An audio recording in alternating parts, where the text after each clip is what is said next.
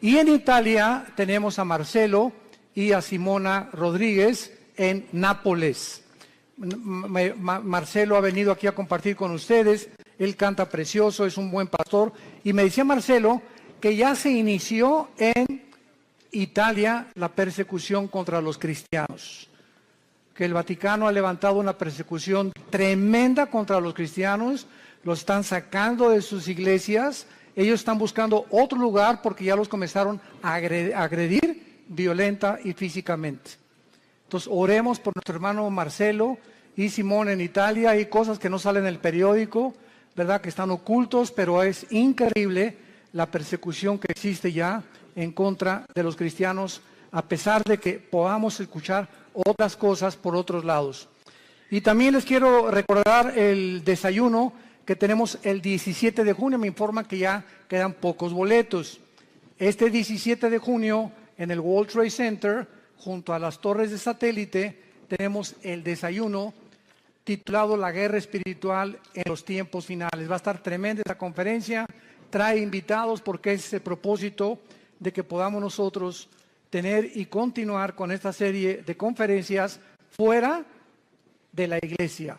Porque aquí es un campo de entrenamiento para ustedes, pero las almas hay que ganarlas fuera de la iglesia. El evangelismo es fuera de la iglesia. Y por eso tenemos ya casi 35 años haciendo 3-4 veces al año estas conferencias en diferentes hoteles. Y ahora nos toca aquí el World Trade Center en esta área del norte de la Ciudad de México. Los que traigan su Biblia en esta tarde, la pueden abrir en el libro de los Jueces, capítulo 6. Nuestro tema se titula Dios habla en tiempos de crisis. Dios habla en tiempos de crisis. Vamos a ver en el capítulo 6 de Jueces la historia breve que enfrentó uno de los jueces de Israel llamado Gedeón. El libro de los Jueces, y esta es una característica increíble de la Biblia, que no se nos oculta los pecados de los más grandes hombres, ni tampoco se nos oculta los pecados de diferentes tribus o naciones que han a través del tiempo atravesado nuestra historia. Y el libro de los Jueces se puede considerar en el Antiguo Testamento que fue la época más oscura de la historia de Israel, donde más apostasía hubo, porque hubo aproximadamente 13 jueces en un periodo, estamos hablando de 400 años. O sea, el libro de los Jueces cubre un periodo de 400 años. Cubre 7 apostasías, 7 esclavitudes bajo 7 naciones paganas y 7 liberaciones de Dios. Este libro es un libro que contiene, vuelvo a repetir, la historia de este pueblo de Dios que es Israel, donde continuamente estaban ellos alejándose de él. Y Dios iba y los recogía. Pero siempre Dios tiene hombres o mujeres que Él escoge para que tú vayas a tu casa a traer a tu familia a la cruz, para que puedas traer a tu nación a la cruz, para que en tu escuela comiences a alborotar la escuela y a conseguir que en tu escuela se hagan conferencias, para que podamos alcanzar al mayor número de personas, para que en tu negocio, en tu consultorio médico, en tu bufete de abogados, en tus despachos de contaduría, en tu taller de carpintería, Dios nos llama a nosotros para que seamos luz. Y mientras nosotros no estamos haciendo nada, los malos van a prosperar. Decía un gran hombre que la maldad existe porque los buenos no hacen nada. Entonces, si nos limitamos a ser cristianos de domingo y solamente venimos el domingo a persinarnos y a tener un devocional, oír la palabra, y no entendemos la responsabilidad tan enorme que Dios nos ha encomendado, estamos muy, muy lejos de poder verdaderamente presentarnos delante de Dios sin tener nada de qué avergonzarnos. El libro de los Jueces describe, repito, una de las peores épocas que atravesó Israel. Fueron tiempos de apostasía muy grandes, por lo que Dios tenía que levantar hombres para que volvieran el corazón del pueblo a Dios. Estos jueces o estos líderes que en esta época Dios levantó, eran épocas de emergencia nacional y conducían al pueblo a la guerra, dirigiendo a la nación y ejerciendo las funciones de magistrados, de militares y de civiles al mismo tiempo. Porque en esta época, ¿verdad?, el sacerdocio estaba por los suelos y no había realmente un gobierno civil que se pudiera respetar. Esta es, en Jueces capítulo 6, la cuarta vez en el libro, la cuarta vez que Dios levanta una nueva generación que le fallaba a Dios. Y esta generación había sido cautivada por el mundo. Era una generación donde vivían, y vamos a comparar esta época, que por eso escogí este capítulo, con la crisis emocional, social, política, diplomática y emocional que estamos viviendo tú y yo en este siglo XXI al cual hemos entrado.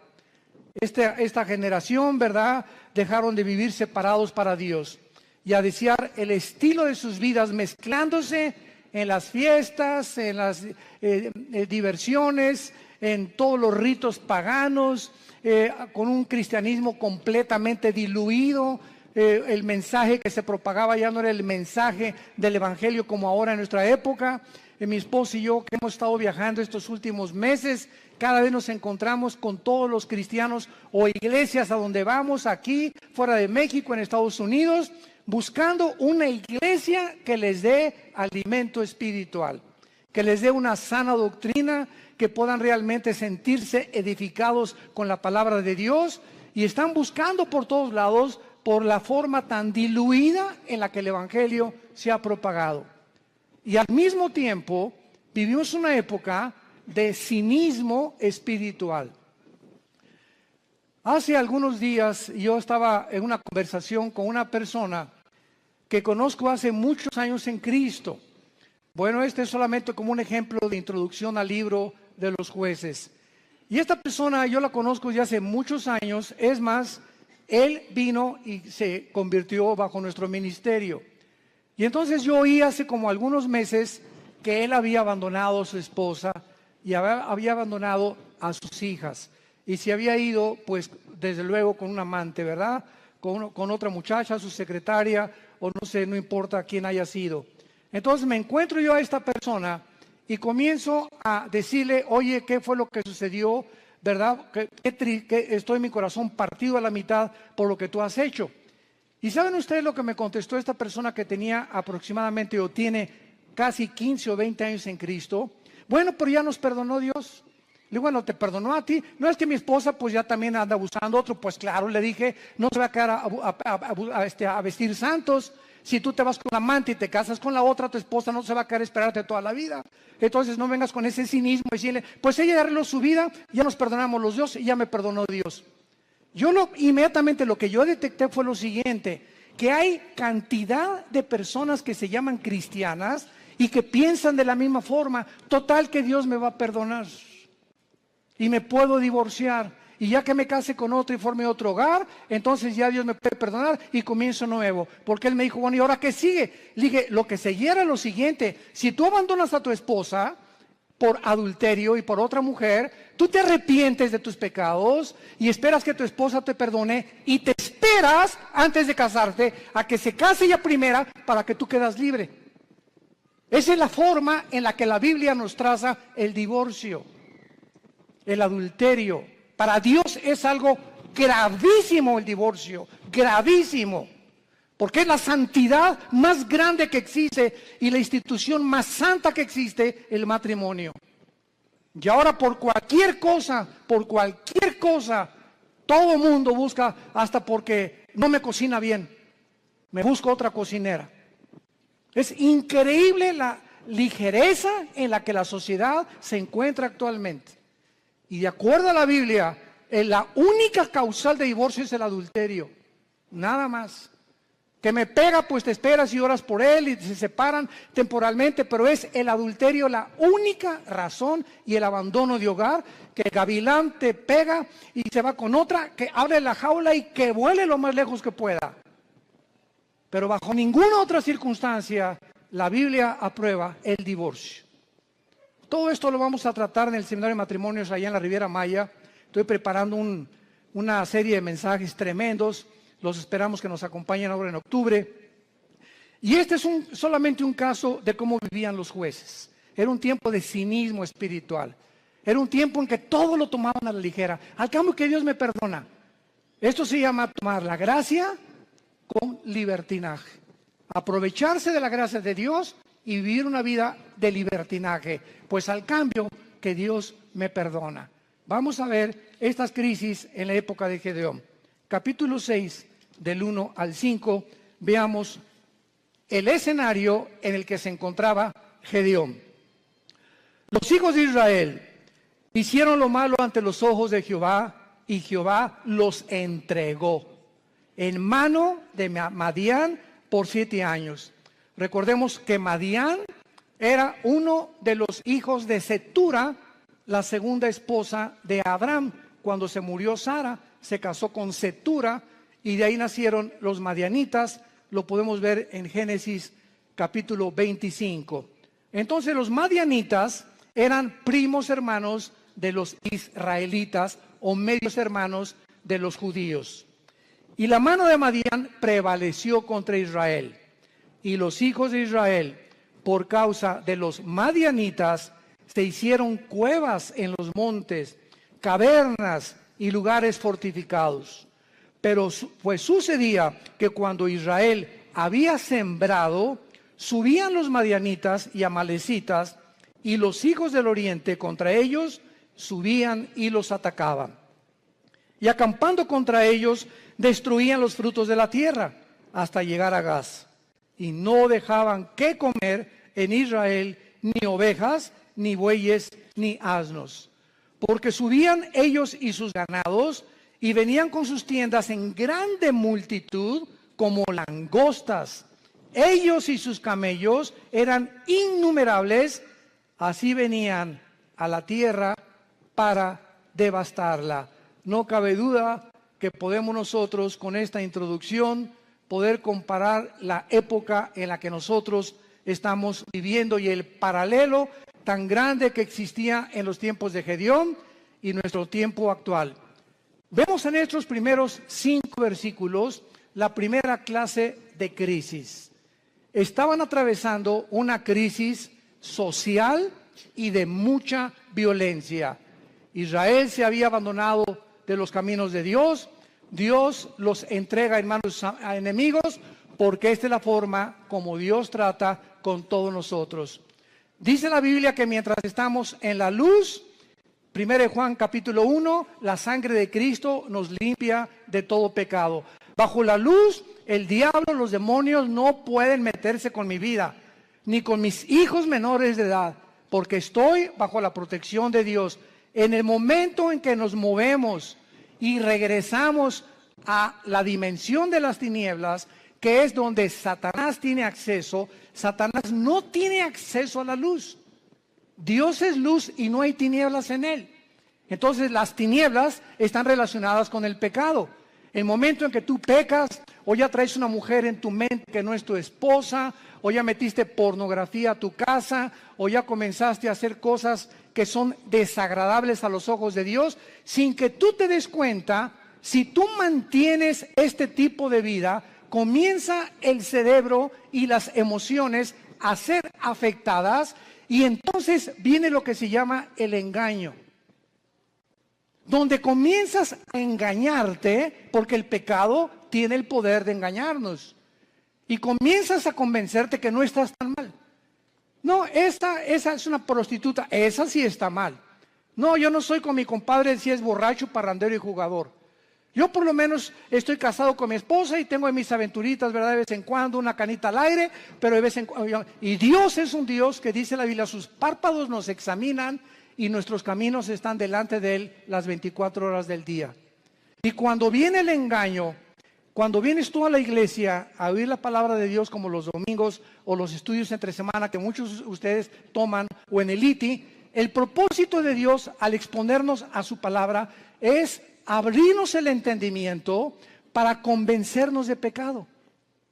Siempre que hay un mensaje de la Biblia, hay algo que el Espíritu Santo usa que se llama la convicción de pecado, porque solo Él, ni el pastor, ni tu compadre, ni nadie te va a convencer que estás mal más que la palabra de Dios. Entonces nos exponemos a la palabra de Dios y tú en esta tarde que escuchas tienes esta oportunidad en la que Dios te está hablando. Yo no sé tu vida. Muchos dicen, es que ¿quién le contó mi vida? Nadie me ha contado tu vida, ni te conozco, mosco. Entonces ese es un problema tuyo y con Dios, pero Dios usa la Biblia y si tú cuando oyes la palabra de Dios no te arrepientes y sales por esa puerta igual que como entraste, viene lo que se llama la dureza del corazón, que se usa con la palabra porosis en el griego, que es cuando un carpintero o una persona que usa instrumentos de martillos y de cinceles está golpeando y golpeando hasta que te salen callos en las manos. Esto es un fenómeno muy interesante. Y cuando te salen callos, lo interesante que el callo no tiene células. Le metes al callo una aguja y no lo sientes. Trátalo y vas a ver cuando te salga un callo, porque es tejido muerto.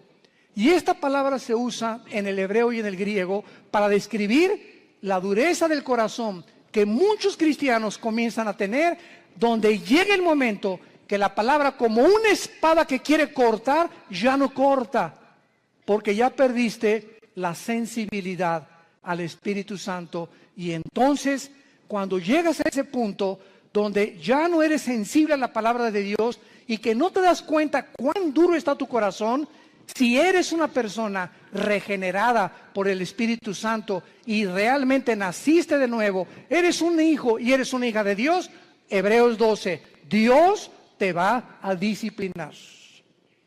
Y déjame decirte algo, cuando a Dios le queda esa opción de disciplinarnos, su mano es muy, pero muy pesada. Dice en Hebreos 10, horrenda cosa es caer en manos del Dios vivo. Y no les está hablando a los incrédulos, le está hablando a la familia de Dios. Su mano es muy pesada porque Cristo dijo, es preferible que pierdas tu mano, tu pierna, tu brazo o tus ojos o lo que sea físicamente a que entres al infierno entero. ¿Cuántas veces las cosas que nos pasan, accidentes, problemas morales en la familia, etcétera, etcétera, tienen el único propósito de hacer que regresemos a la cruz? Porque Dios sabe, nos ama tanto, tanto, tanto Jesús, que Él prefiere que podamos sufrir físicamente o moralmente con la única razón de regresar a la cruz. Esta crisis social en que estaban viviendo los madianitas provocó, dice la Biblia, que comenzaron a vivir escondidos en cuevas, escondiendo todo lo que tenían, en lugares fortificados, vivían en temor. En segundo lugar, en el versículo 6 dice la Biblia, de este modo empobrecía Israel en gran manera por causa de Madián, y los hijos de Israel clamaron a Jehová. Vemos nosotros que aparte de una crisis social, se encontraban en una crisis emocional y económica. Gedeón se encontraba escondiendo el trigo para que no se lo robaran. Vivían bajo el temor y la inseguridad. Dice el versículo 11, vino el ángel de Jehová, se sentó debajo de la encina que está en Ofra, la cual era de Joás Abiserita, y su hijo Gedeón estaba sacudiendo el trigo en el lagar para esconderlo de los madianitas. Y en tercer lugar, no solamente vivían una crisis social y de violencia, una crisis económica y emocional, sino que la peor de todas era la crisis moral y espiritual en que se encontraban. Versículos 12 y 13. Y el ángel de Jehová se le apareció a Gedeón desde luego y le dijo: Jehová está contigo, varón esforzado y valiente. Y Gedeón le respondió: Señor mío, si Jehová está con nosotros, ¿por qué nos ha sobrevenido todo esto? ¿Por qué le pasó esto a mi hijo? ¿Por qué me chocaron el carro? ¿Por qué me robaron? ¿Por qué estamos en la condición en la que estamos? ¿Por qué estoy pide y pide trabajo y no encuentro por ningún lado? ¿Qué está pasando? Señor, si tú estuvieras conmigo, no estuviera pasando esto que estoy atravesando. ¿Y dónde están todas sus maravillas? Le sigue diciendo Gedeón al ángel. A ver, ¿dónde están las maravillas de Dios? Que nuestros padres nos han contado diciendo que nos sacó Jehová de Egipto. Y ahora Jehová nos ha desamparado y nos ha entregado en manos de los madianitas. Y mirándole Jehová le dijo: ve con esta tu fuerza y salvarás a Israel de mano de los madianitas. ¿No te envío yo? Vamos a ver esta aplicación rápido de las tres crisis sociales para continuar desarrollando esta conferencia. De la misma manera, la sociedad en que vivimos ahorita, vivimos una crisis social, oprimida por la inflación, las guerras, el hambre, las naciones fuertes oprimiendo a las débiles, crímenes, secuestros, robos, actos de terrorismo al inicio del siglo XXI. Agreguémosle esto, que vivimos, escuchen esto, vivimos la confusión política y diplomática más grande de la historia. Vivimos la confusión política más grande y diplomática de la historia. Podríamos decirle nosotros que nacimos después de la Segunda Guerra Mundial, que desde la Segunda Guerra Mundial, que Estados Unidos se levantó como la supremacía política, económica y militar del mundo, seguido por la Unión Soviética o las repúblicas socialistas soviéticas, hasta el siglo XXI, hemos entrado a un punto donde ya entre las mismas naciones, a pesar de la grande tecnología y los avances científicos que tenemos, nos encontramos tan confundidos políticamente, donde ya los gobiernos del mundo ya no saben qué sistema de gobierno utilizar, si socialismo, si comunismo o socialismo y comunismo mezclarlo, si democracia, si monarquía, porque los sistemas que se han probado hasta el siglo XXI, las mismas democracias han fracasado. El siglo XX demostró que el comunismo no era un sistema que se podía aplicar a ningún gobierno del mundo, como lo dijo Mikhail Gorbachev en su libro La Perestroika. Vemos ahora que la democracia, pues se siguió el patrón de la democracia y el modelo de la democracia, porque era Estados Unidos el que iba como líder. Y los países dijeron, bueno, pues si en Estados Unidos el mejor vestido, el país mejor vestido, el mejor alimentado, el que más guerras ha conquistado, guerras ha ganado, y el que sacó al comunismo, al fascismo y al nazismo del siglo XX, vamos a seguir ese modelo. Y vemos ante nuestros ojos, al entrar aquí al siglo XXI, los que venimos desde el siglo pasado, que la democracia es una fanfarronería ya.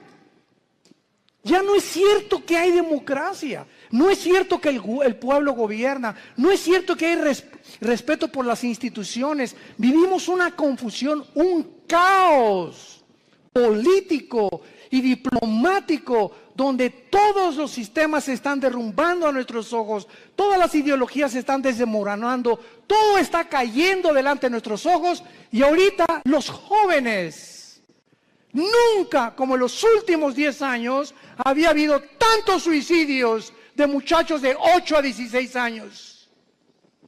Nunca había habido tantos suicidios. Los jóvenes se están quitando la vida, no quieren vivir en el mundo que tú y yo vivimos. Y ahí están muchos de nuestros hijos también. Dichosos los padres que tienen una educación cristiana a sus hijos. Dichosos sean. ¿Por qué? Porque se están cansados de tantas mentiras, de tanta hipocresía que ven por todos lados.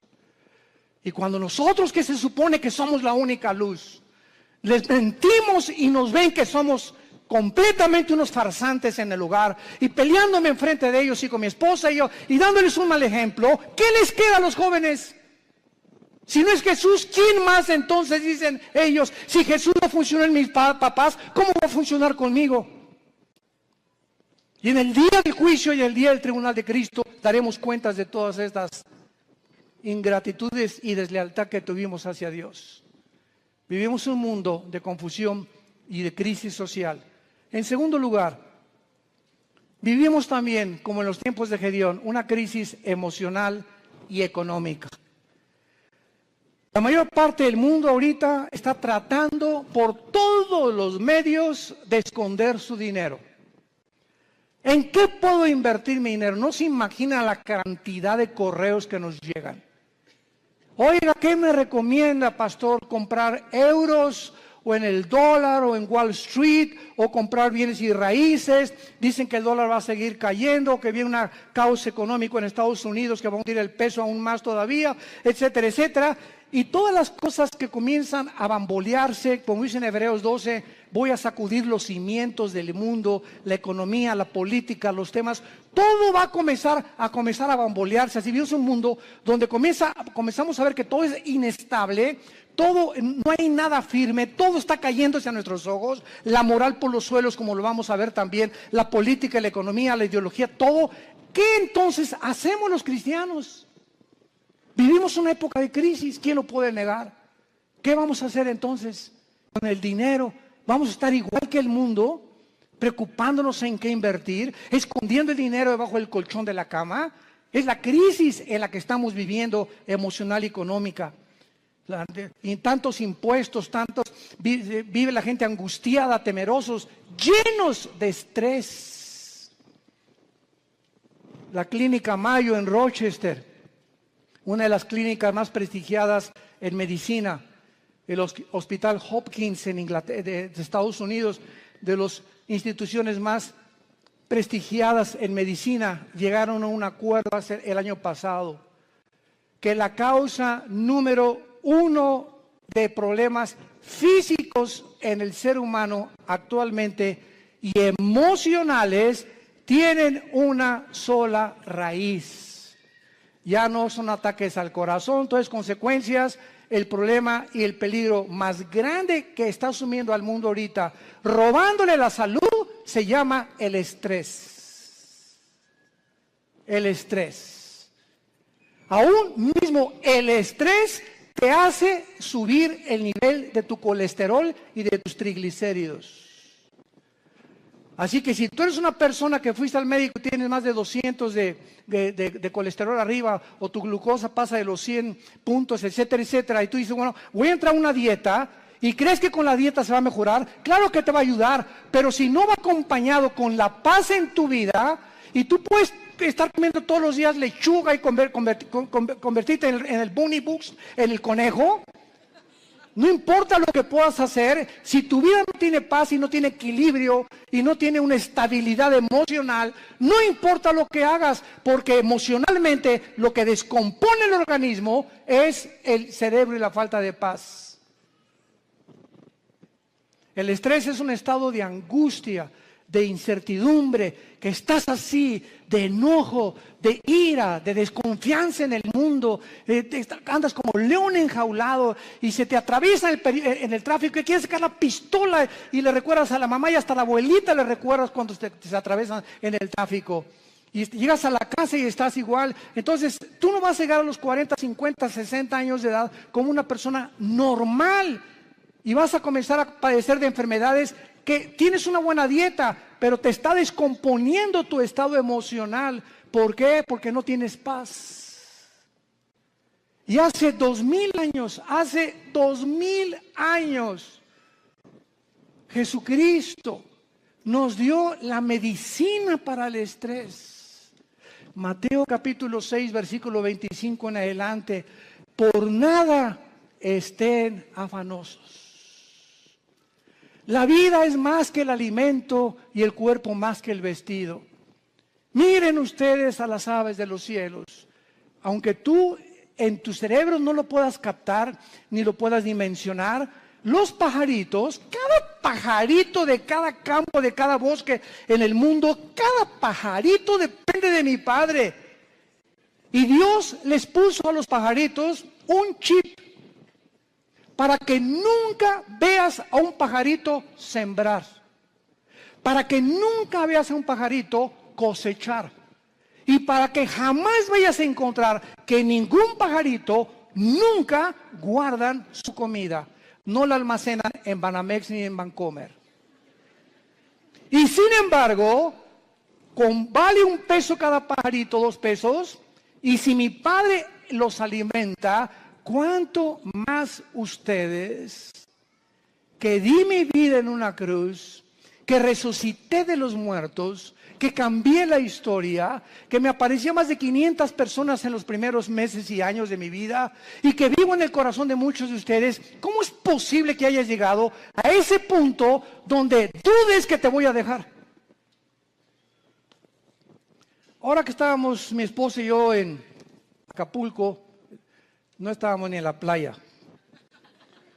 Siempre que, igual cuando vamos a la Riviera Maya, ¿verdad? Lo que menos, ni a la alberca nos da tiempo de meternos, porque vamos a ministrar a la gente. Y estábamos en Acapulco y tuvimos el desayuno, 600 personas. Fue una vez, como no se imagina qué bendición fue. Nuestra iglesia en Acapulco está creciendo tremendamente. Bueno, en la consejería llegó una muchacha este fin de semana pasado y nos dice a mi esposa y a mí, de 18 años, ay, pastores, ¿qué te pasa, nena? No tengo trabajo. Nena, ¿tienes papá? Sí. ¿Y mamá? También. ¿Cama para dormir? Sí. ¿Y comida? Sí. Entonces, ¿y eres cristiana? Sí. Entonces, ¿por qué estás en esta condición? Dale gracias a Dios y dile, Padre, gracias por mi papá, tengo cama, tengo alimento, tengo que vestirme, me están pagando la escuela y te preocupas porque no tienes trabajo y llegas a un estado de estrés en el que casi te estás desmoronando enfrente de nosotros. Le dije, eres una incrédula. Tú no puedes tratar a Dios de esta manera. El día que tú le des gracias a Dios por lo que tienes y no te fijes en lo que no tienes, Dios te va a dar el trabajo. Fíjense ustedes cómo somos, ¿verdad? ¿Cómo somos nosotros? ¿Cuántos refugiados salen ahorita de Siria? 6 millones. Velos en los periódicos, velos en los videos, con una maleta, con 3 cambios de ropa o 2 a lo mucho, con 3 o 4 chamaquitos detrás de ellos, sin saber qué país les va a abrir la puerta, sin saber si mañana van a dormir en la tierra, en un camión, si los van a matar. Y nos estamos quejando nosotros. Nos estamos quejando nosotros. ¿Será posible que seamos tan malagradecidos? Y siempre viendo lo malo, siempre no tengo esto y no tengo aquello, pero tienes vida y vives en un país libre, tienes padres, tienes una casa, tienes un petate donde echarte, tienes guaraches.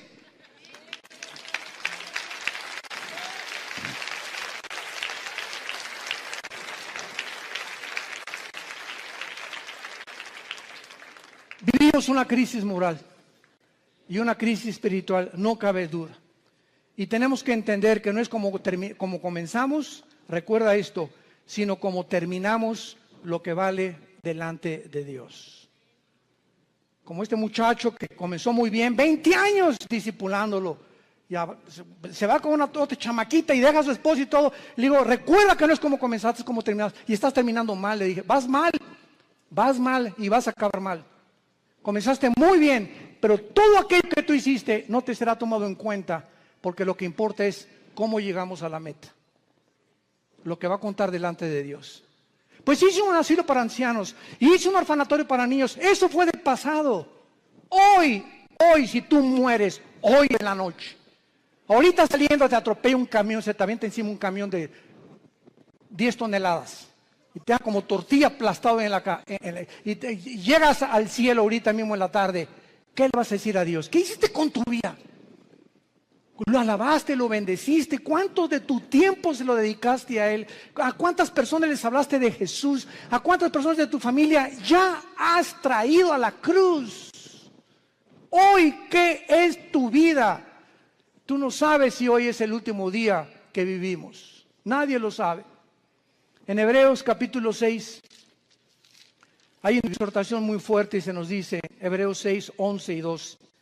Pero deseamos que cada uno de ustedes muestre la misma solicitud hasta el fin.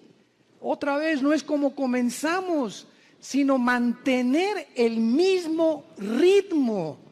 Por eso se compara la vida cristiana con los maratones en Hebreos 12, que corramos de tal manera que alcancemos el premio. Entonces, no es solamente como comenzamos, sino mantener el ritmo, mantener el ritmo, mantener el ritmo. Y vienen los ánimos, y vienen las tormentas, y vienen las lluvias, y problemas, y el dólar, y el petróleo, y las guerras. Y nada te apachurra, nada te amedrenta, nada. Ay, pues ya se las cosas. Ay, ya me quiero morir. No, de todas las cosas, el espíritu que Dios nos ha dado es un espíritu de poder, es un espíritu de amor, de dominio propio. Pero cuando tú te despegas de este libro y cuando tú abandonas a Dios, viene como una catapulta, como un huracán, como un tsunami, todos los problemas en tu vida y no tienes fuerzas para poder soportarlo, ni para poder resistirlo, y te vienes al suelo y te emborrachas y te drogas y abandonas a tu esposa y comienzas a buscar las salidas fáciles porque no tuviste el poder que no le dijiste al Espíritu Santo que te fortaleciera. Y por eso muchos de ustedes viven una crisis moral, de depresión y de estrés, porque no es cierto que creen en Jesús. Se han soltado de Jesús y en este tiempo de crisis el corazón está siendo probado. Dios nos está probando en esta época porque escúchenme, somos la última generación que estoy seguro que nos vamos en el arrebatamiento de la iglesia. Y por ser la última generación nos va a pasar por el fuego Dios, por el fuego. Y las pruebas van a demostrar cuántos realmente eran hijos e hijas de Dios. Deseamos que cada uno de ustedes muestre la misma solicitud para plena certeza de la esperanza, a fin de que no se hagan perezosos, sino imitadores de aquellos que vean las dos cosas y los dos elementos indispensables, la fe y la paciencia, heredan las promesas. Si tú no confías en Dios y no eres paciente con Dios, tus anhelos, tu destino, tus sueños, tu visión, lo que tú quieras para tus hijos, para tu matrimonio y para tu negocio, no lo verás realizado porque te diste por vencido.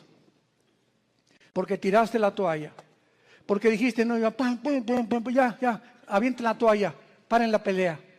Ya no aguanto tanto trancazo.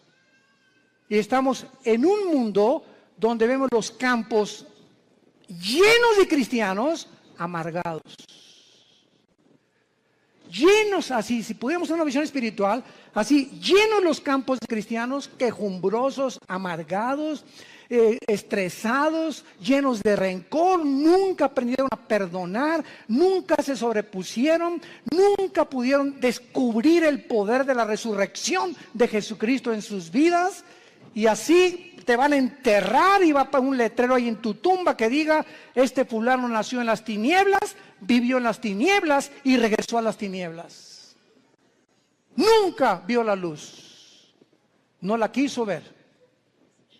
Y en Hebreos 10, otra exhortación con las mismas características.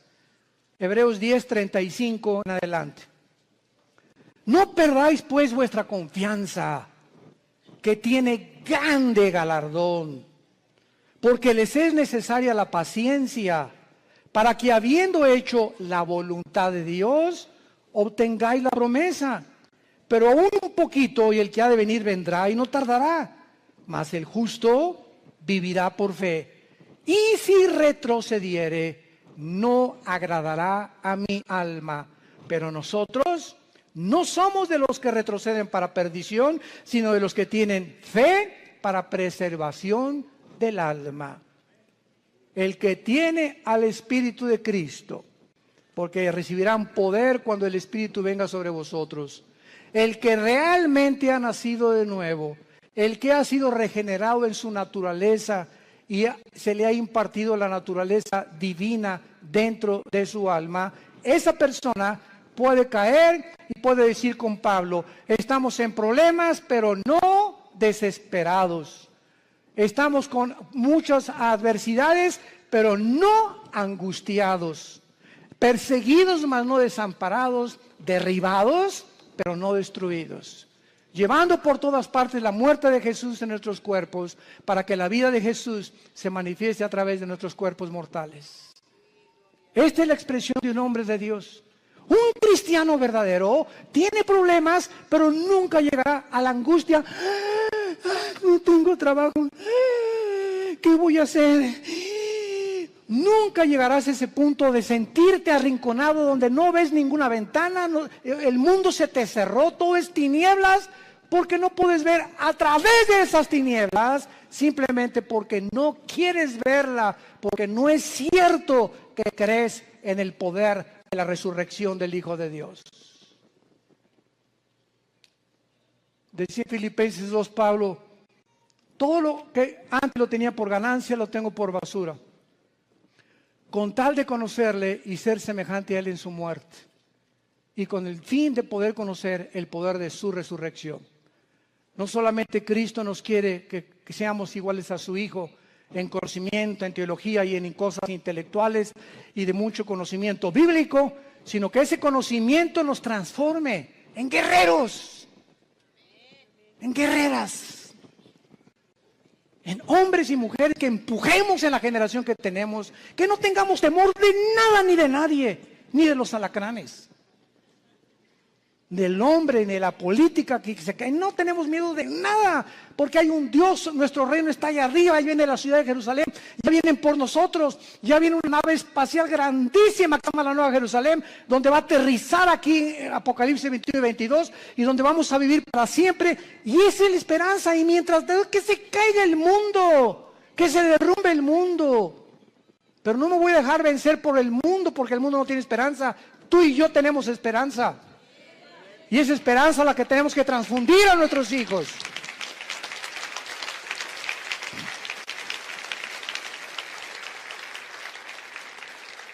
No caigamos en lo que al principio Gedeón estaba cayendo. Si Dios existe, ¿por qué me está sucediendo esto?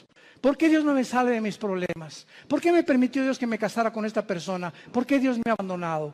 Cuando entramos en ese punto de depresión, es tan difícil que podamos nosotros salir de él. En el versículo 14 de Jueces 6 de nuestro pasaje, vemos que Dios habla en tiempos de crisis. Y mirándolo Jehová, le dijo, ve con esta tu fuerza y salvarás a Israel de mano de los madianitas. ¿No te envío yo? Ante todos estos cuestionamientos de inseguridad, ese es el problema. Que estamos viendo alrededor lo que el mundo, las noticias y cómo el mundo se está desmoronando ante nuestros ojos, pero no vemos el poder que tenemos dentro del Espíritu Santo. ¿Por qué creen que Dios nos dio el Espíritu Santo? Dice, les daré poder, porque no lo tenemos. Y es un espíritu de poder, es un espíritu que nos va a hacer sobreponernos a todo lo que atravesemos. Aunque pasemos por el fuego no nos quemará, por el agua no nos ahogaremos. Y aunque un ejército nos rodea a nuestro alrededor, Jehová es mi luz, mi salvación y mi esperanza. No temeré de nada ni de nadie, Él es mi pastor, nada me faltará. Aunque ande en valle de muerte, no tendré miedo de nada ni de nadie. Y todo este espíritu y toda esta capacidad que tenemos dentro es precisamente para vencer al mundo. Y dice 1 Juan capítulo 5, todo el que es nacido de Dios vence al mundo. Y esta es la fe que ha vencido al mundo, nuestra fe.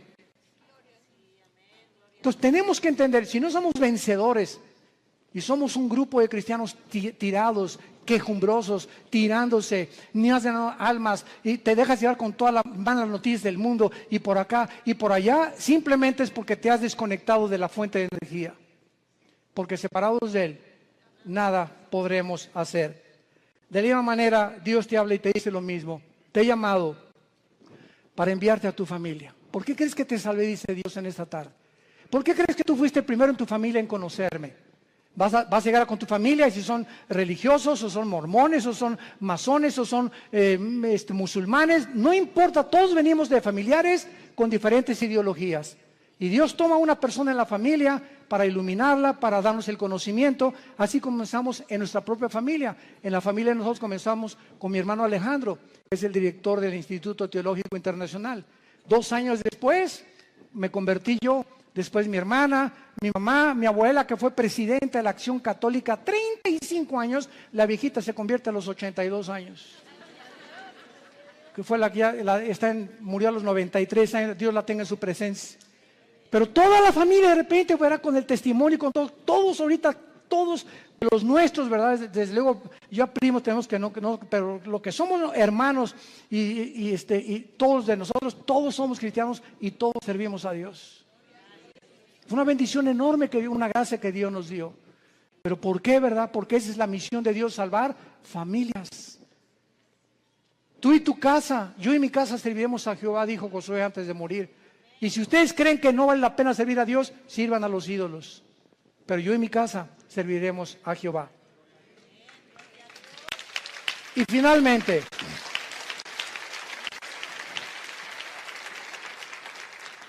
Gedeón le responde a Dios, versículo 15 y 16. Entonces le respondió: Señor mío, ¿con qué salvaré yo a Israel? He aquí que mi familia es pobre en Manasés, y yo el menor en la casa de mi padre. Jehová le dijo: ciertamente yo estaré contigo, y derrotarás a los madianitas como a un solo hombre. ¿Has tú también argumentado igual con Dios? Señor, pero ¿cómo salvaré a mi familia? ¿Cómo les puedo testificar si soy débil? ¿Cómo me pones a mí de maestra escuela dominical si con trabajo sé enseñar? ¿Cómo me quieres mandar a mí de misionero si tengo miedo de los afganistanes y ahí en Venezuela? ¿Cómo me mandas a mí de estas cosas? Y siempre estamos viéndonos nuestras capacidades. Siempre estamos viendo lo que nosotros podemos o no podemos hacer. ¿Cómo no me van a mí escuchar si en mi clase les hablo? Pues tartamudo, Señor. No veas tu tartamudez, no veas tus discapacidades, no veas tus debilidades, velo a Él. Eso fue lo que Moisés le dijo también. ¿Cómo me mandas a Faraón? Y le dijo Dios: ¿qué no hice yo el oído y no hice yo la boca? No tengas miedo, vas en mi nombre y yo te daré el poder y la capacidad que ni siquiera conocías, porque cosas que están ocultas y que no han consumido el corazón del hombre y que el hombre no ha conocido son las que Dios tiene escondidas y guardadas para los que le aman y creen en Él. Sé valiente, ve con tu familia, sé valiente con tus amigos, sé valiente en tu trabajo, háblales del Señor, háblales de Cristo. Tú no te imaginas, cuando acabes de hablar, te vas a preguntar: ¿fui yo? Así es, comenzamos a desconocernos. Yo antes de subir un púlpito, ¿verdad? Estuve 3 años de misionero, primero en la sierra. Ahí comencé yo de misionero, lo comentaba ahorita en la mañana al pastor César. Durmiendo en pisos de adobe entre Oaxaca y Guerrero, en la Costa Chica, en la Costa Grande, del 77. Este año, con la gracia de Dios, cumplo 40 años de servir a Dios. Este año. Gracias a Dios. Pero comenzamos. Dormíamos en ladrillos, envueltos en periódicos. Me dio malaria, me dio tifoidea 2 veces, temperaturas de 40 grados. Si no había un doctor por ahí, yo no estaría vivo ahorita. Y en esos 3 años yo entiendo ahora qué es la forma en la que Dios me quería forjar para que ya entrara yo al ministerio en el 79 con el grupo de Luis Palau. Y en el 81 formamos Villa Nueva para México, ya comenzamos las iglesias en los 80s, pero ha sido unas etapas y un proceso de quebrantamientos, de humillaciones, de pobrezas. No teníamos ni para comer, comíamos lo que arrancábamos de los árboles, lo que yo pescaba ahí en Acapulco. Era una crisis tremenda y todo ese tiempo fue un tiempo de prueba, de quebrantamiento delante de Dios. Pero sabe una cosa, cuando uno pasa eso, uno pierde el miedo, el temor a ser pobre. Porque si ya pasaste por eso, ¿verdad? Hay aquellos de los piruration. Pero cuando uno fue pobre, y pobre, pero pobre, que duermes en un piso de adobe y no tienes ni siquiera un cojín donde poder dormirte, ya no le tienes miedo a la vida. Le pierdes el miedo a la vida. Porque sabes que sobre cualquier cosa lo peor que te pueda pasar es eso. Y más de allá, la muerte. Y para nosotros es ganancia.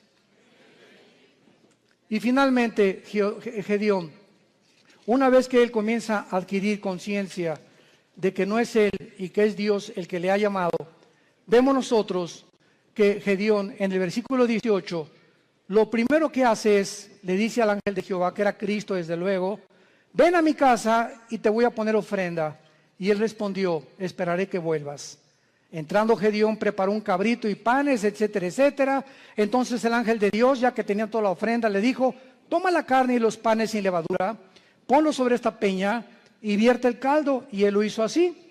Y extendiendo el ángel de Jehová el báculo que tenía en su mano, tocó con la punta la carne y los panes sin levadura, y subió fuego de la peña, el cual consumió la carne y los panes sin levadura. Vemos nosotros que lo primero que hizo Gedeón fue inmediatamente, después de recibir las noticias, buscar una ofrenda a Dios. Lo primero que un hombre y una mujer cambian cuando comienzan a conocer a ese Dios todopoderoso es que no existe, ni he conocido yo a ningún cristiano grande y poderoso y maduro en el Señor que no sea generoso. Porque es la avaricia y la envidia y la codicia de los bienes materiales lo que nos impide a muchas personas recibir las bendiciones de Dios. Gedeón buscó una ofrenda inmediatamente. ¿Qué le podemos nosotros ofrecer ahora a Dios? Romanos 12:1, número 1, nuestro cuerpo. Síganme con mucho cuidado. Presentar vuestros cuerpos en sacrificio vivo. Romanos 12:1, santo, agradable a Dios, que es vuestro culto racional. En el original griego dice, es la manera más racional para vivir.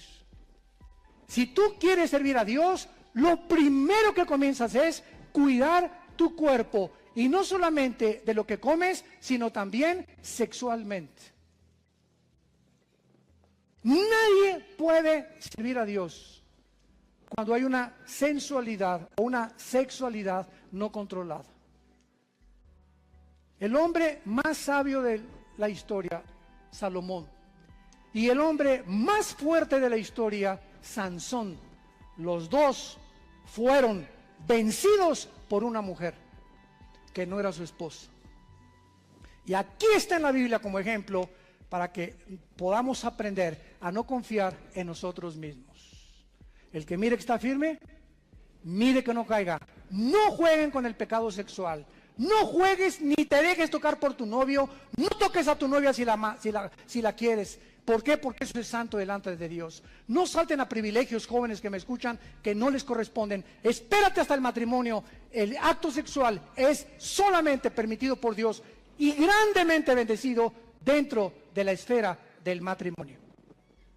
Nunca el acto sexual será bendecido antes o ya casado con otra persona que no sea tu esposa, que se llama adulterio. Mientras nuestros cuerpos no sean santos delante de Dios y no tengamos limpia el alma sexualmente y también físicamente, ¿verdad?, una alimentación adecuada, vamos a impedir nuestro avance, y las cosas grandes que Dios podía haber hecho con nosotros no las hará. Dios busca hombres y mujeres santos en toda su manera de vivir, para ser usados como instrumentos a un Dios que es santo. Dice en 2 de Timoteo, Pablo, en una casa hay trastos sucios, en tu casa tienes en el fregadero vasos sucios y tienes en la vitrina vasos limpios. Si llegan invitados, ¿qué vasos usas? Los limpios. Y así en el servicio a Dios hay cristianos sucios que están en el fregadero ahorita.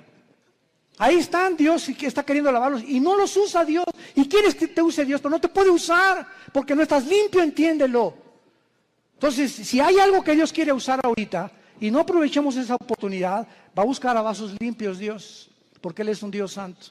No nos perdamos esta oportunidad de servir a Dios por nuestra falta de limpieza y de santidad, porque estamos viviendo ante un Dios santo. Y finalmente, dice el versículo 24, y edificó allí Gedeón altar a Jehová y lo llamó Jehová Shalom, el cual permanece hasta el día de hoy y de Ofra. Vemos nosotros que Dios le dice a Dios, yo soy tu paz, Y mientras yo tenga tu paz y yo gobierne tu vida sexual, tus pensamientos, tus emociones, tu destino, tú vas a ser un vaso que te vas a rendir. Y nunca nadie ha podido imaginarse lo que Dios puede hacer con un hombre y con una mujer enteramente rendidos bajo su poder. Te damos gracias, Señor, por tu palabra.